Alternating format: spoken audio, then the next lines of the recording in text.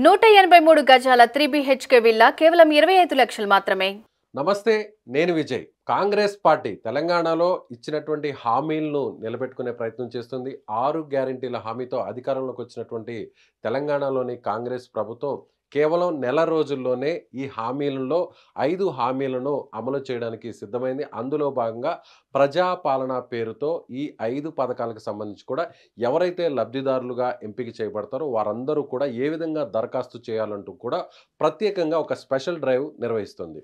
రేపటి నుంచి డిసెంబర్ 28 నుంచి జనవరి 6 వరకు ప్రతి గ్రామ పంచాయతీలోనూ, అలాగే ఏదైతే మున్సిపల్ వార్డుకు సంబంధించినటువంటి అక్కడ ఉన్నటువంటి స్థానికంగా ఉన్నటువంటి కార్యాలయాల్లో ఈ అప్లికేషన్స్ను స్వీకరిస్తారు. సో అసలు ఈ అప్లికేషన్ని ఏ విధంగా ఫిల్ చేయాలి అనేది మీకు డీటెయిల్డ్గా వివరించే ప్రయత్నం చేస్తాను.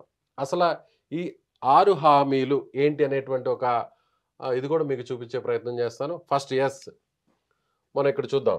6 హామీలకు సంబంధించినటువంటి ఏదైతే ఉన్నాయో ఇక్కడ మనం చూడొచ్చు. అభయహస్తం పేరుతో కాంగ్రెస్ పార్టీ అధికారంలోకి వచ్చింది. 6 గ్యారెంటీలు కూడా ఎన్నికలకు ముందు మేనిఫెస్టోలో పొందుపరిచింది. అవి మహాలక్ష్మి పథకం, గృహజ్యోతి పథకం, యువ వికాసం పథకం, అలాగే ఇందిరమ్మ ఇండ్లు, చేయూత, రైతు భరోసా. ఈ 6 గ్యారెంటీలతో అధికారంలోకి వచ్చినటువంటి పరిస్థితి. అయితే ఒక్క యువ వికాసానికి తప్ప మిగిలినటువంటి 5 పథకాలకు సంబంధించి కూడా ఒకే అప్లికేషన్ ఇస్తే ఆ అప్లికేషన్లో 5 పథకాలకు సంబంధించినటువంటి అంశాలన్నింటినీ కూడా ఇక్కడ మెన్షన్ చేశారు. ఏ విధంగా ఈ దరఖాస్తు అనేది కూడా ఫిల్ చేయాలి అనేది కూడా ఒకసారి మీకు డీటెయిల్డ్గా వివరించే ప్రయత్నం చేస్తాను. ఇప్పుడు ప్రస్తుతం ఇదే దరఖాస్తు. రేపు ఎవరైనా కూడా తెలంగాణలో ఉంటున్నటువంటి వారెవరైనా కూడా ఈ పథకానికి అర్హులు. అంటే మెయిన్ అర్హులు ఏంటంటే వైట్ రేషన్ కార్డు కంపల్సరీ ఉండాలి. అంటే తెల్ల రేషన్ కార్డు ఎవరికైతే ఉంటుందో వారు ఈ పథకాలకి దరఖాస్తు చేసుకోవచ్చు. అదేవిధంగా వైట్ రేషన్ కార్డు జెరాక్సు, అదేవిధంగా ఆధార్ కార్డుకు సంబంధించినటువంటి జెరాక్స్, ఈ రెండింటిని, అలాగే ఈ అప్లికేషన్ని రేపటి నుంచి 8 రోజుల పాటు జరిగేటువంటి ఈ స్పెషల్ డ్రైవ్లో అక్కడ ఉన్నటువంటి అధికారులకి ఇవ్వచ్చు. సో మనం ఇక్కడ అప్లికేషన్ చూడొచ్చు. తెలంగాణ గవర్నమెంట్కి సంబంధించినటువంటి చిహ్నం అక్కడ ఉంది. అలాగే ప్రజాపాలన పేరుతో కాంగ్రెస్ పార్టీ ఏదైతే ఇందిరమ్మ చిత్రం ఉన్నటువంటి దీంతో అభయహస్తం, గతంలో ఏ విధంగా అభయహస్తం అనే 6 గ్యారెంటీలు తీసుకొచ్చారో వాటికి సంబంధించినటువంటి ఆ పథకాలను హైలైట్ చేశారు. ప్రజాపాలన 28 నుంచి 6 వరకు కూడా దీనికి సంబంధించినటువంటి అప్లికేషన్లన్నింటినీ కూడా స్వీకరించబోతున్నారు. అందులో మహాలక్ష్మి, రైతు భరోసా, గృహజ్యోతి, ఇందిరమ్మ ఇండ్లు, చేయూత పథకాల కోసం ఎవరైతే అప్లై చేయాలనుకుంటున్నారో, ఎవరైతే లబ్ధిదారులు ఉంటున్నారో వారందరూ కూడా దరఖాస్తు చేసుకోవచ్చు. మొదటగా ఇక్కడ కుటుంబ వివరాలు. సో ఫస్ట్ ఇంటి యజమాని, అంటే ఇంటికి సంబంధించినటువంటి యజమాని ఎవరైతే పెద్ద ఉంటారో వారికి సంబంధించినటువంటి పేరుని ఇక్కడ మెన్షన్ చేయాలి. అది ఎలా అనేది ఒకసారి చూపించే ప్రయత్నం చేస్తాను. ఇక్కడ ఫర్ ఎగ్జాంపుల్ నా పేరు విజయ్ కుమార్. ఇక్కడ ఈ విధంగా తెలుగులో అయితే తెలుగులో, ఇంగ్లీష్లో అయితే ఇంగ్లీష్లో ఇలా రాయాలి. ఇక్కడ ఫోటోని ఎవరైతే ఇక్కడ దరఖాస్తుదారుడు ఉంటాడో ఆయనకు సంబంధించినటువంటి ఫోటోని ఇక్కడ అంటించాలి. అదేవిధంగా పురుషుడైతే పురుషుడు, స్త్రీ అయితే స్త్రీ, అలాగే ట్రాన్స్జెండర్లు ఎవరైతే ఉంటారో, ఇద్దరు కాకుండా ట్రాన్స్జెండర్స్ ఎవరైతే ఉంటారో వారైతే ఇక్కడ టిక్ కొట్టాలి. అదేవిధంగా ఏ కమ్యూనిటీ, ఏ కులానికి సంబంధించినటువంటి వారో చాలా ఇక్కడ స్పష్టంగా మెన్షన్ చేయాలి. ఎస్సీ అయితే ఎస్సీ అని పెట్టాలి, ఇక్కడ టిక్ చేయాలి. లేదు ఎస్టీ అయితే ఎస్టీ అని టిక్ చేయాలి, బీసీ అయితే బీసీ అని టిక్ చేయాలి. లేదంటే మైనారిటీలు, ముస్లిమ్స్ కావచ్చు, క్రిస్టియన్స్ కావచ్చు, వీరైతే ఇక్కడ ముస్లిమ్స్ అయితే ఇక్కడ మైనారిటీలు అని ఇక్కడ టిక్ చేయాలి. కాకుండా ఓసీలు అయితే, జనరల్ కేటగిరీ అయితే ఇక్కడ టిక్ చేయాలి. అలాగే పుట్టిన తేదీ ఇక్కడ మనం చేయొచ్చు. ఈ విధంగా డేటు ఏ తారీఖున పుట్టారు, 23/6/1982 ఇలా ఎగ్జాంపుల్గా ఇక్కడ చేయాలి. ఆధార్ నెంబర్ అంటే అన్నిటికంటే మెయిన్ కీలకం. మనం ఇచ్చేటువంటి అప్లికేషన్తో ఆధార్ కార్డు జెరాక్స్ను కూడా ఇవ్వాలి. ఇక్కడ నెంబర్ ఫర్ ఎగ్జాంపుల్ ఏదైతే ఆధార్ కార్డు నెంబర్ ఉంటుందో ఈ నెంబర్ని ఇక్కడ క్లియర్గా ఎంటర్ చేయాలి. అదేవిధంగా వైట్ రేషన్ కార్డు, అంటే ఈ 2 పాయింట్స్ చాలా ముఖ్యం ఇక్కడ.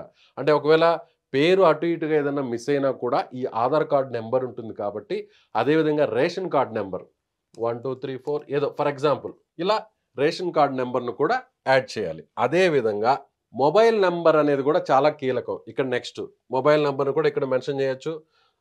ఏదో నెంబర్, ఏదో ఒక నెంబర్ మీదైతే మెసేజెస్, ముఖ్యంగా మెసేజెస్ వచ్చేటువంటి, ముఖ్యంగా ఆధార్ కార్డుకి లింక్ అయినటువంటి మొబైల్ నెంబర్‌ని ఇక్కడ మెన్షన్ చేయాల్సినటువంటి పరిస్థితి. అలాగే మీరు నంబర్, ఏదో ఒక నెంబర్, ఇక్కడ ఎగ్జాంపుల్‌గా నేను ఏదో ఒక నెంబర్ రాస్తున్నాను, కానీ మీ నెంబర్‌ని ఇక్కడ మెన్షన్ చేయాలి.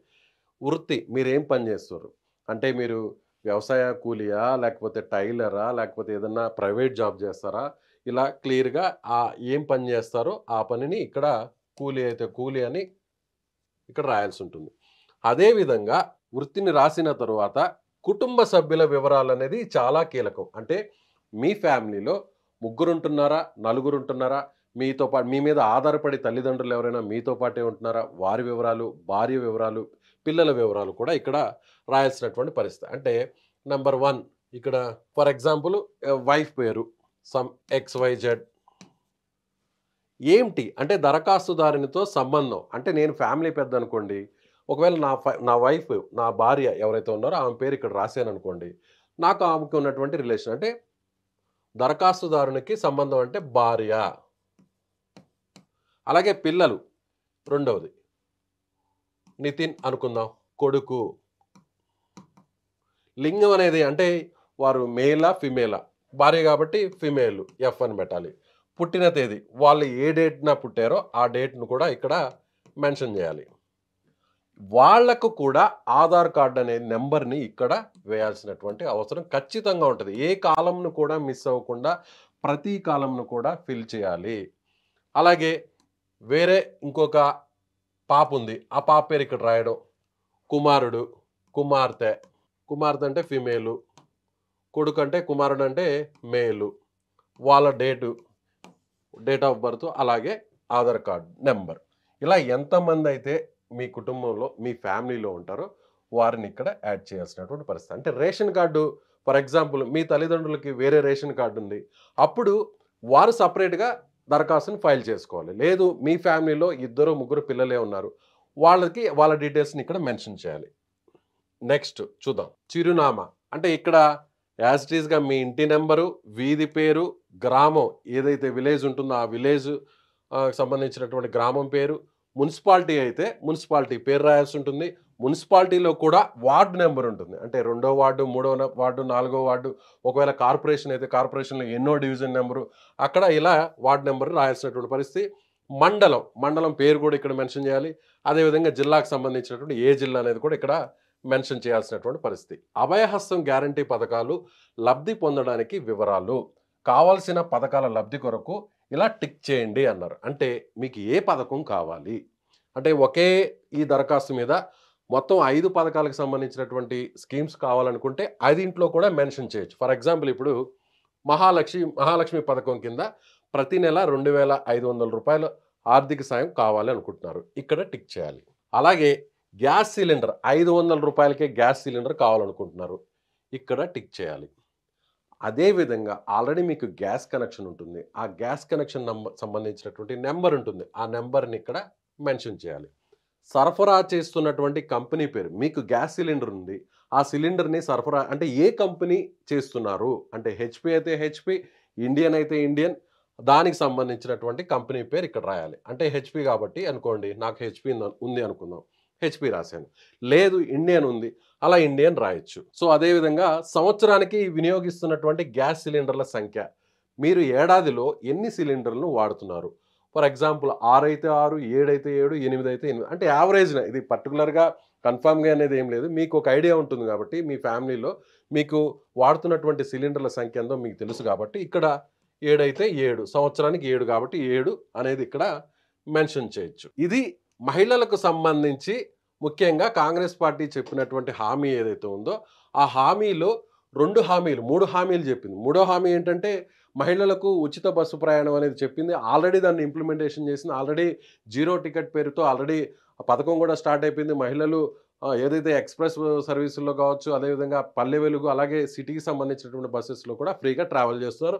దానికి సంబంధించినటువంటి అంశం అయితే ఇక్కడ లేదు. ఎందుకంటే అది ప్రత్యేకంగా ఆధార్ కార్డు చూపిస్తే సరిపోతుంది. లోకల్ ఆధార్ కార్డు చూసి వెంటనే కండక్టర్ టికెట్ ఇచ్చేస్తాడు కాబట్టి దానికి ఎక్కడా కూడా ఈ అంశాన్ని ఇక్కడ పొందుపరచలేదు. సో ఈ 2 అంశాలు ఉన్నాయి కాబట్టి ఈ 2 అంశాలకు సంబంధించినటువంటి అంశాలనే ఇక్కడ ఈ అప్లికేషన్ ఫామ్‌లో పొందుపరిచారు. ఇక రైతులకు సంబంధించినటువంటి పథకం. అదే రైతు భరోసా పథకం. రైతులకు ప్రతి ఏటా కూడా ఎకరానికి 15,000 రూపాయలు ఇస్తామని కాంగ్రెస్ పార్టీ చెప్పింది. దానికి సంబంధించినటువంటి అంశాన్ని కూడా ఇక్కడ పొందుపరిచారు. అంటే ఇక్కడ మనం చూడొచ్చు. ఇక్కడ ఈ ఆప్షన్‌లో 1.1 అనేది ఆప్షన్ ఒకటుంది. ఇక్కడ మనం చూడొచ్చు. మీరు రైతైతే అంటే మీకు పొలం ఉంది. సొంతగా ఆ పొలానికి సంబంధించినటువంటి యజమాని మీరే. రైతైతే రైతు అని టిక్ చేయాలి. లేదు రైతు కాదు. వేరే ఒకరి దగ్గర ఉన్నటువంటి రైతు దగ్గర నుంచి మీరు పొలాన్ని కౌలుకు తీసుకొని మీరు సాగు చేస్తున్నారన్నప్పుడు అప్పుడు ఇక్కడ కౌలు రైతైతే ఇక్కడ మెన్షన్ చేయాలి. అలాగే పట్టాదారు పాసు పుస్తకం నెంబర్లు. మీరు యజమాని అయితే దానికి సంబంధించినటువంటి అప్పుడు కౌలు రైతుకు సంబంధించినటువంటి పట్టాదారు పాసు పుస్తకం కూడా ఎంటర్ చేయాల్సినటువంటి పరిస్థితి. ఎందుకంటే మీరు ఆల్రెడీ యజమాని దగ్గర నుంచి మీరు దాన్ని లీజుకో, కౌలుకో తీసుకుంటారు కాబట్టి ఆయనకి సంబంధించినటువంటి ఆ డాక్యుమెంట్ తీసుకొని ఆ నెంబర్‌ని అట్‌లీస్ట్ ఆ నెంబర్ తీసుకుంటే ఆ నెంబర్‌ని ఇక్కడ సమ్ నెంబర్ కౌలుదారుడైనా లేదంటే పొలానికి సంబంధించినటువంటి యజమానైనా సరే నెంబర్‌ని చాలా ఖచ్చితంగా ఇక్కడ ఖచ్చితంగా వేయాలి. అంటే ఏందంటే పట్టాదారు పాస్ పుస్తకం అనేది చాలా కీలకం భూమికి సంబంధించి కూడా. ఆ భూమి ఉన్నటువంటి ప్రతి ఒక్కరి దగ్గర దానికి సంబంధించినటువంటి పాస్ పుస్తకాలు ఉంటాయి కాబట్టి దాంట్లో నెంబర్ ఉంటుంది. ఆ నెంబర్‌ని ఇక్కడ మెన్షన్ చేయాలి. అదేవిధంగా సాగు చేస్తున్నటువంటి భూమి వివరాలు. మీరు సాగు చేస్తున్నటువంటి భూమి వివరాలు అంటే ఏం సాగు చేస్తున్నారు? వరి వేస్తున్నారా? చెరుకా? మొక్కజొన్న? పత్తె? ఇలా మీరు ఏం సాగు అయితే చేస్తున్నారో ఆ సాగుకు సంబంధించినటువంటి వివరాలను ఇక్కడ వరి అయితే వరి అనేది మెన్షన్ చేయాలి. లేదు చెరుకు ఇంకోటి అలా వాటికి సంబంధించినటువంటి వివరాలు. అదేవిధంగా సర్వే నెంబర్‌ని అలాగే విస్తీర్ణం అంటే సారీ అమ్మా ఇది ఎడిటింగ్‌లో తీసేయి. సాగు చేస్తున్న భూమి వివరాలంటే పంటకు సంబంధించింది కాదు. సర్వే నెంబర్ ఇది తీసేద్దాం. ఏటర్ ఇది కొంచెం ముఖ్యం అమ్మా. ఇక్కడ దాకా తీసుకో. ఇక్కడ పాస్ పుస్తకం మనం నెంబర్ ఇక్కడ ఎంటర్ చేసిన తర్వాత సాగు చేస్తున్న భూమి వివరాలు అంటే ఇక్కడ మనం ఆల్రెడీ నెంబర్ వేస్తాము. పాస్ పుస్తకం సంబంధించినటువంటి నెంబర్ వేస్తాము. సాగు చేస్తున్న భూమి వివరాలు అంటే సర్వే నెంబర్ అనేది ప్రతి భూమికి కూడా చాలా కీలకం. ఆ సర్వే నెంబర్ 63/1 అని ఉంది. అక్కడ ఆ నెంబర్ వేయాలి. అదేవిధంగా కామా పెట్టి ఎన్ని ఎకరాలు ఉంది? మీకు భూమి ఎన్ని ఎకరాలు ఉంది? 1 ఎకరానా? 2 ఎకరాలా? 3 ఎకరాలా? 4 ఎకరాలు? ఇలా ఎంత ఉంటే అంత. ఫర్ ఎగ్జాంపుల్ 3 ఎకరాలు ఉంటే 3 ఎకరాలు అని ఇక్కడ 3 అనే నెంబర్ వేయాలి. అదేవిధంగా రైతులే కాకుండా అలాగే వ్యవసాయ కూలీలు ఉంటారు. ఎవరైతే భూమి లేకుండా ఎవరైతే కౌలుకు తీసుకొని కూడా వ్యవసాయం చేయలేనటువంటి వారు ఉంటారో వారికి సంబంధించినటువంటి అంశాన్ని కూడా ఇక్కడ పొందుపరిచారు. అంటే వ్యవసాయ కూలీలకు ఏటా 12,000 రూపాయలు ఇవ్వడానికి కాంగ్రెస్ పార్టీ హామీ ఇచ్చింది. ఆ హామీని నిలబెట్టుకునే దానికోసం కూడా ఈ ఆప్షన్‌ని కూడా ఈ అప్లికేషన్‌లో ఇచ్చింది. వ్యవసాయ అంటే ఇప్పుడు ఒకవేళ మీరు ఇదేది కాదు. రైతు కాదు, కౌలు రైతు కాదు, పట్టాదారు పాస్ పుస్తకం నెంబర్లు మీ దగ్గర లేవు. అంటే మీరు ఆల్రెడీ ఓనర్ కాదు కాబట్టి కౌలు తీసుకోలేదు కాబట్టి ఇక్కడ మీరు ఈ అంశాన్ని ఇక్కడ మెన్షన్ చేయాల్సి ఉంటుంది. 12,000 రూపాయల దగ్గర టిక్ చేయాలి. ఉపాధి హామీ కార్డు ఆల్రెడీ మీరు ఉపాధి హామీ కింద ఎన్రోల్ చేసుకుంటారు కాబట్టి దానికి సంబంధించినటువంటి కార్డు మీ దగ్గర ఉంటుంది కాబట్టి ఆ కార్డుకు సంబంధించినటువంటి నెంబర్ను ఇక్కడ మెన్షన్ చేయాలి. ఒకవేళ రైతు అయితే ఇక్కడ టిక్ చేయాలి. రైతు కాకుండా కౌలు రైతు అయితే ఇక్కడ టిక్ చేయాలి. దానికి సంబంధించినటువంటి పట్టాదారు పాస్ పుస్తకం నెంబర్ ఎంటర్ చేయాలి. అదేవిధంగా సర్వే నెంబరు అదేవిధంగా ఎన్ని ఎకరాల భూమి ఉంది అనేది ఇక్కడ మెన్షన్ చేయాలి. ఇవేవి కాదు మీరు వ్యవసాయ కూలి మీకు పొలం లేదు అసలు సెంటు భూమి కూడా లేదు. అప్పుడు మీరు ఇక్కడ టిక్ చేయాలి. ఇక్కడెక్కడా కూడా టిక్ చేయకూడదు. ఇక్కడ టిక్ చేసి మీ దగ్గర ఉన్నటువంటి ఉపాధి హామీ కార్డు నెంబర్ని ఇక్కడ ఎంటర్ చేయాలి. ఇక నెక్స్ట్ చూద్దాం. మరొక కీలకమైనటువంటి పథకం ఇదే ఇందిరమ్మ ఇల్లు పథకానికి సంబంధించి. అంటే ఎవరైతే ఇల్లు లేనటువంటి వారు ఉంటారో వారికి సంబంధించినటువంటి ఆ కుటుంబానికి సంబంధించినటువంటి వారికి ఆల్రెడీ హామీ ఇచ్చింది. ఇల్లు లేని వారికి జాగా ఇస్తాము. జాగాతో పాటుగా ఇంటి నిర్మాణాన్ని కూడా ఆర్థిక సాయం చేస్తామంటూ కూడా చెప్పింది. ఇక్కడ ఇల్లు లేని వారైతే ఇక్కడ టిక్ చేయాలి. అదేవిధంగా అమరవీరులు మరియు ఉద్యమకారులు అంటే తెలంగాణ ఉద్యమం కోసం ఎవరైతే బలిదానం చేసుకున్నారో ఎవరైతే ఆత్మహత్య చేసుకున్నటువంటి కుటుంబాలు ఉన్నారో వారికి ప్రత్యేకంగా 250 చదరపు గజాల ఇంటి స్థలాన్ని అంటే వీరికంటే కూడా ఎక్కువ స్థలాన్ని ఇంటి స్థలాన్ని అదేవిధంగా ఇచ్చేందుకు ముందుకొచ్చారు. ఒకవేళ అమరవీరుల కుటుంబంగానైతే ఇక్కడ టిక్ చేయాలి. వారి పేరు ఎవరు చనిపోయినటువంటి వ్యక్తి ఎవరైతే ఉన్నారో ఆయనకి సంబంధించినటువంటి పేరును ఇక్కడ మెన్షన్ చేయాలి. ఏ సంవత్సరంలో చనిపోయారు అంటే బలిదానం చేసుకున్నటువంటి ఆత్మహత్య చేసుకున్నటువంటి ఆ ఇయర్ ఉంటుందో ఆ ఇయర్ని ఇక్కడ 2009 అయితే 9, 4 అయితే 4, 7 ఏ డేట్ అయితే ఆ డేట్ని ఇక్కడ ఆ ఇయర్ని ఇక్కడ వేయాలి. అప్పుడు చనిపోయిన టైంలో పోలీస్ కేసు అనేది మెన్షన్ అయి ఉంటుంది. అంటే పోలీస్ కేసు నమోదై ఉంటుంది. ఆ కేసుకు సంబంధించినటువంటి ఎఫ్ఐఆర్ నెంబర్ పోలీస్ స్టేషన్‌లో ఉంటుంది. ఆల్రెడీ మీరు దానికి సంబంధించినటువంటి ఆ కేసు వివరాలన్నిటిని కూడా తీసి పెట్టుకొనుంటారు కాబట్టి, ఆ నంబర్‌ని ఇక్కడ వేయాల్సినటువంటి పరిస్థితి. ఏది అమరవీరుల కుటుంబాలైతే, అలాగే ఉద్యమకారుల కుటుంబాలైతే కూడా డెత్ సర్టిఫికేట్ నంబర్ అంటే చనిపోయిన తర్వాత మరణ ధృవీకరణ పత్రానికి సంబంధించినటువంటి ఒక నంబర్ ఉంటుంది. ఆ నంబర్‌ను కూడా ఇక్కడ మెన్షన్ చేయాలి. అదేవిధంగా వీరు కాదు, చనిపోలేదు, బలిదానం చేసుకోలేదు, కానీ ఉద్యమంలో మాత్రం చాలా కీలకంగా వ్యవహరించారు. అలాంటప్పుడు తెలంగాణ ఉద్యమంలో పాల్గొన్నారా? యెస్. మీరు పాల్గొంటే అవును. లేదంటే మీరు పాల్గొనలేదు. మీరు కేవలం ఈ ఇందిరమ్మ ఇల్లు పథకానికి సంబంధించినటువంటి వారే కాదు. అలాగే ఒకవేళ మీరు తెలంగాణ ఉద్యమంలో పాల్గొంటే, మీ మీద కేసులు పెట్టి ఉంటే, ఆ కేసులకు సంబంధించినటువంటి ఎఫ్ఐఆర్ నంబర్‌ను ఇక్కడ వేయాల్సినటువంటి పరిస్థితి. ఒకవేళ మీరు జైలుకు వెళ్ళి ఉండుంటే, ఆ జైలుకు సంబంధించినటువంటి వివరాలు కూడా. ఆ జైలు పేరు ఫర్ ఎగ్జాంపుల్ చెంచల్గూడ అనుకుందాం. స్థలం హైదరాబాదు. జైలు పేరు ఇక్కడ రాయొచ్చు. చెంచల్గూడ జైలు. స్థలం హైదరాబాద్.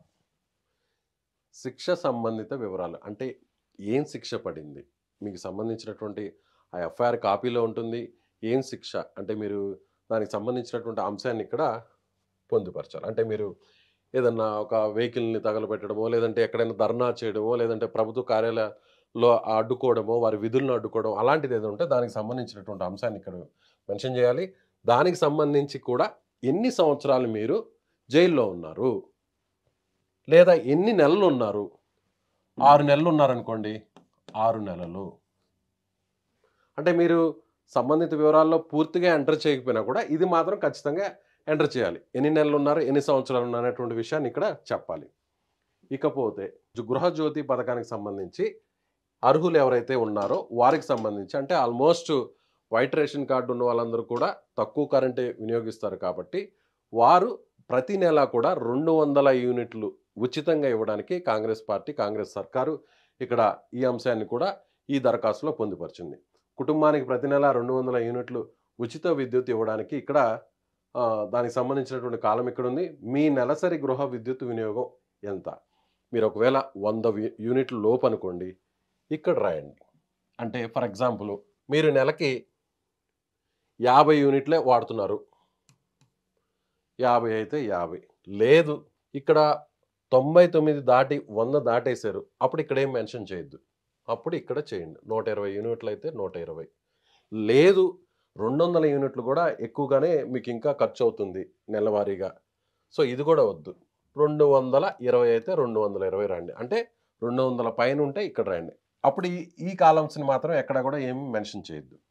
అదేవిధంగా మీటర్ మీరు వాడుతున్నటువంటి పవర్ మీటర్, కరెంట్ మీటర్ ఏదైతే ఉంటుందో ఆ మీటర్ మీద ఒక నెంబర్ ఉంటుంది. మీకు వచ్చేటువంటి బిల్లు మీద పెద్ద అక్షరాలతో నెంబర్ ఉంటుంది. ఆ నెంబర్‌ని ఇక్కడ వేయాల్సినటువంటి పరిస్థితి. ఇవన్నీ చాలా జాగ్రత్తగా వేయాలి. ఒక చిన్న మిస్టేక్, ఒక చిన్న నెంబర్ మిస్ అయిపోయినా కూడా మీరు మళ్ళీ ఆ పథకం మీకు రావడానికి చాలా ఇబ్బందులు పడేటువంటి పరిస్థితి. 1కి 2 సార్లు మీరు చెక్ చేసుకొని దీన్ని ఈ దరఖాస్తుని ఫిల్ చేయాల్సినటువంటి పరిస్థితి. చేయూత పథకం అంటే ఎవరైతే పెన్షన్ హోల్డర్స్ ఉంటారో, వృద్ధులు కావచ్చు, లేదంటే ఎవరైతే దివ్యాంగులు ఉంటారో వారు కావచ్చు, లేదంటే ఎవరైనా ఒంటరి మహిళలు కావచ్చు, వితంతువులు కావచ్చు, ఇలా రకరకాల వాళ్ళకి ఏదైతే గవర్నమెంట్ పెన్షన్ ఇస్తుందో వాళ్ళకి సంబంధించినటువంటి కాలం ఇది. చేయూత పథకం కింద ఎలా దీన్ని చేయాలో ఒకసారి చెప్పే ప్రయత్నం చేస్తాను. చేయూత పథకం కింద నెలకు 4000 మరియు 4000 రూపాయలు ఇస్తారు. అదే ఒకవేళ దివ్యాంగుల పింఛన్ కింద 6000 రూపాయలు ఇవ్వడానికి కాంగ్రెస్ పార్టీ హామీ ఇచ్చింది. దాన్ని ఇంప్లిమెంట్ చేయడానికి కూడా ఈ అంశాన్ని కూడా ఇక్కడ 5వ పథకం కింద చేయూత పథకాన్ని ఇక్కడ ఎంటర్ చేశారు. సో మీరు ఒకవేళ దివ్యాంగులైతే, ఫిజికల్లీ హ్యాండిక్యాప్డ్ అయితే ఇక్కడ టిక్ చేయాలి. మీకు సంబంధించినటువంటి సర్టిఫికేట్ ఉంటుంది. అంటే మీరు గవర్నమెంట్ హాస్పిటల్లో ఆల్రెడీ మీరు ఒక ధృవీకరణ పత్రాన్ని తీసుకుంటారు. దాంట్లో మీకు ఇచ్చినటువంటి సర్టిఫికేట్లో ఒక నెంబర్ ఉంటుంది. ఆ నెంబర్‌ని మీరు ఇక్కడ ఖచ్చితంగా ఎంటర్ చేయాలి. ఈ విధంగా ఒక్క నంబర్ కూడా మిస్టేక్ కాకుండా మీరు ఇక్కడ ఎంటర్ చేయాల్సినటువంటి పరిస్థితి. అలా కాదు, మీరు దివ్యాంగులు కాదు, ఇతరులు అంటే వృద్ధులు, ముసలి వాళ్ళు, అప్పుడు ఇక్కడ టిక్ చేయాలి. కాదు వితంతువులు, ఇక్కడ టిక్ చేయాలి. కాదు గీత కార్మికులు, కళ్ళు గీత కార్మికులు అయితే ఇక్కడ, ఇలా చేనేత కార్మికులు అయితే ఇక్కడ, ఎయిడ్స్ వ్యాధిగ్రస్తులు అయితే ఇలా, పైలేరియా బాధితులు అయితే ఇలా, బీడీ టీకేదారు జీవన భృతి అయితే ఇలా, ఒంటరి మహిళ అలాగే బీడీ కార్మికుల జీవన భృతి, డయాలసిస్ బాధితులు, వీరందరికీ కూడా ఈ 4,000 రూపాయలు అంతకు మించి కూడా, కొంతమందికి కొంత ఎక్కువగా ఉంటుంది, కొంత తక్కువ ఉంటుంది. కాబట్టి ఎవరైతే ఉంటారో వారికి సంబంధించినటువంటి వారు ఆ బాక్స్లో మాత్రమే టిక్ చేయాలి. అలానే అందరు ఇలా టిక్ చేసేస్తే అది ఒక రకంగా ఇన్వాలిడ్ అయిపోతుంది. కాబట్టి ఈ అంశాలని చాలా క్లియర్గా తెలుసుకోవాలి. ఈ విధంగా తెలంగాణ రాష్ట్ర ప్రభుత్వం కాంగ్రెస్ పార్టీ అధికారంలోకి వచ్చిన తర్వాత ఈ రోజు నుంచి అంటే 28/12/2023 నుంచి డిసెంబర్ 28 నుంచి ఇక్కడ చూడొచ్చు జనవరి 6 వరకు కూడా ఈ స్పెషల్ డ్రైవ్ ఉంటుంది. మొత్తం రాష్ట్ర వ్యాప్తంగా ఎక్కడైతే గ్రామ పంచాయతీలు ఉంటాయో పంచాయతీ కార్యాలయాల్లో అయినా, లేదు అక్కడ పెద్ద కొన్ని సభలు ఏర్పాటు చేస్తారు, అక్కడికి వెళ్ళైనా ఇవ్వచ్చు. అదేవిధంగా మున్సిపాలిటీస్ అయితే మున్సిపాలిటీలకు సంబంధించినటువంటి వార్డ్స్ ఉంటాయి, ఆ వార్డ్కి సంబంధించినటువంటి ఆఫీసెస్లో ఇవ్వచ్చు. లేదు కార్పొరేషన్ అనుకున్నాం, కార్పొరేషన్కి సంబంధించినటువంటి డివిజన్లో అయినా కూడా ఆఫీసుల్లో అక్కడ ఆఫీసర్లు ఉంటారు, ఈ 8 రోజుల పాటు అధికారులు ఉంటారు.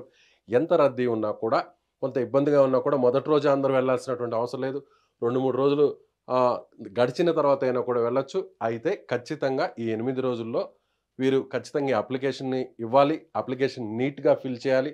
దీంతో పాటుగా ఆధార్ కార్డు కంపల్సరీ, అదేవిధంగా వైట్ రేషన్ కార్డు, తెల్ల రేషన్ కార్డు, వీరు మాత్రమే ఈ 5 పథకాలకు అర్హులు. ఇందులో ఒక యువ వికాసం తప్ప, అంటే యూత్కు సంబంధించినటువంటి ఇచ్చిన హామీ తప్ప మిగిలినటువంటి 5 హామీలను కూడా వెంటనే అమలుపరచడానికి కాంగ్రెస్ పార్టీ అధికారంలోకి వచ్చింది, ప్రమాణ స్వీకారం చేసింది 7వ తారీఖున. అంటే 6వ తారీఖు నాటికి కేవలం నెల రోజుల్లోనే ఈ ప్రాసెస్ని స్టార్ట్ చేయడానికి కాంగ్రెస్ పార్టీ ఏ విధంగా సిద్ధంగా ఉంది, కాంగ్రెస్ పార్టీ ఇచ్చినటువంటి హామీలను అమలు చేయడానికి ఏ విధంగా కంకణబద్దులయ్యారు అనే దానికి ఈ నిర్ణయం అనేది కూడా మనం ఒక ఉదాహరణగా చెప్పవచ్చు. సో తెలంగాణలో ఉంటున్నటువంటి పేదవారు ఎవరైతే వైట్ రేషన్ కార్డు ఉన్నారో వారందరూ కూడా ఖచ్చితంగా ఇలా దరఖాస్తును అప్లికేషన్ ఫిల్ చేసి, ఎక్కడైతే ఆ లోకల్గా ఉన్నటువంటి, అంటే మీకు ఆధార్ కార్డు ఫర్ ఎగ్జాంపుల్ ఇక్కడ పనిచేస్తున్నారు అనుకుందాం, హైదరాబాద్లో పనిచేస్తున్నారు, మీ ఆధార్ కార్డు వచ్చి సొంత ఊరిలో ఉంటుంది, ఇక్కడ ఇవ్వకూడదు. అంటే మీరుంటున్నటువంటి డివిజన్ పరిధిలోనో లేదంటే కార్పొరేషన్ పరిధిలోనో ఆ వార్డు పరిధిలోనో ఇక్కడ ఇవ్వకూడదు. మీరు ఎక్కడైతే ఉంటున్నారో అక్కడికి వెళ్ళే ఇస్తే వెంటనే మీకు ఈ పథకానికి సంబంధించి అర్హులుగా అయ్యే అవకాశం ఉంటుంది. సో చాలా ఇంపార్టెంట్, మీరు ఏ గ్రామం, ఏ విలేజు, ఏ వార్డు అయితే అక్కడ మాత్రం మీ ఆధార్ కార్డులో ఉన్నటువంటి అడ్రస్సు, మీ రేషన్ కార్డులో ఉన్నటువంటి అడ్రస్సు ఆ కార్యాలయాలకే వెళ్ళి అక్కడ ఇవ్వాల్సినటువంటి పరిస్థితి. సో ఇది అప్లికేషన్ ఫామ్, ముఖ్యంగా 6 గ్యారంటీలకు సంబంధించినటువంటి పథకాలకు సంబంధించినటువంటి అప్లికేషన్ ఫామ్ను ఏ విధంగా ఫిలప్ చేయాలనే దానిపై ప్రత్యేక విశ్లేషణ. Thank you so much.